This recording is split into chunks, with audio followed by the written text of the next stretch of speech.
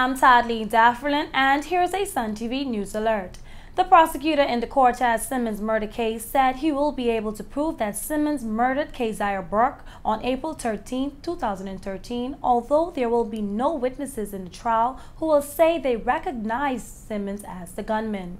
Evans Welch, a specialist prosecutor who was brought in from Trinidad to try the case, says there is an abundance of circumstantial evidence to prove that Simmons committed the crime. In his opening address to the jury of 8 women and 4 men in the case, which is being heard before Chief Justice Margaret Ramsey Hale, the prosecutor stressed that according to the principles of criminal law, you don't always need direct evidence in order to establish a case against a person and secure a conviction. Prosecutor Welch told the court that it was after 8 p.m. on April 13, 2013, when Burke went to the bar on Airport Road and parked on the eastern side, went into the bar and sat down when someone approached him with a firearm and shot in his direction.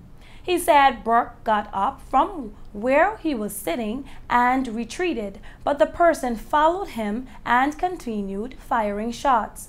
Burke fell to the ground, but his attacker pursued him, stood over him, and fired 3 more shots, although he was already dead. The prosecutor added that police officer Randy Ellis, who went to the scene that night and the following morning, retrieved some bullet shells from a .40 gun, which established a trail from the eastern side of the bar where Burke was sitting to where he fell.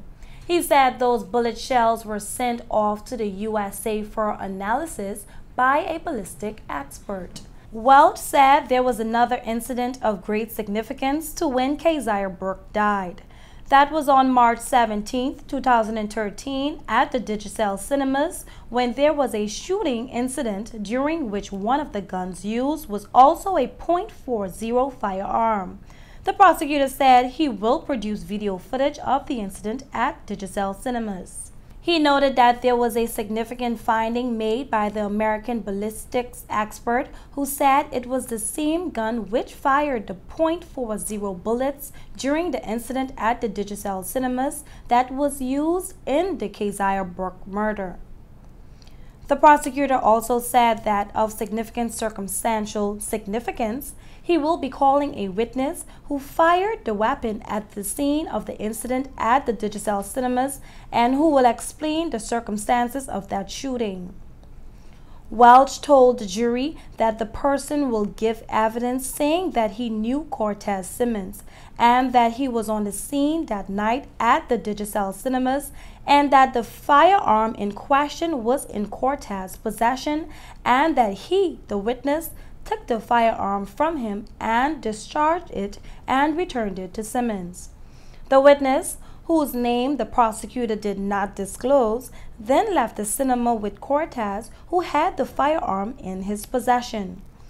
The prosecutor said that the firearm that was used to kill Keziah Burke was last known and seen in the hands of Cortez Simmons. The court also heard that there was a history of bad blood between Cortez and Keziah Burke and that a witness will testify about that.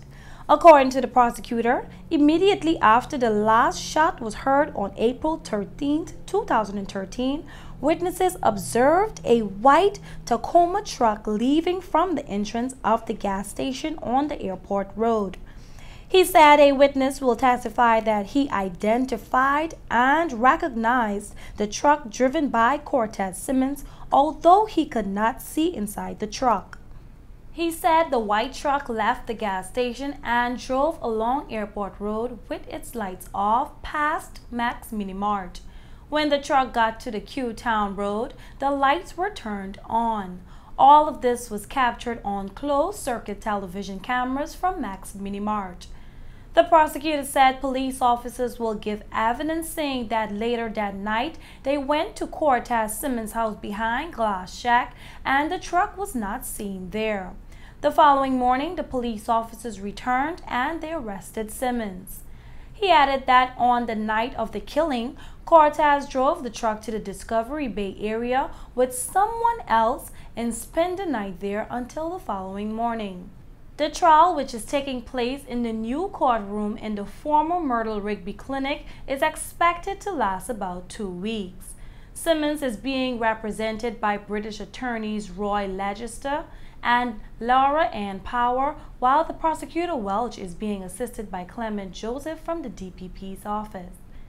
I'm Tadleen Zaffernan, and thanks for watching this edition of Sun TV News.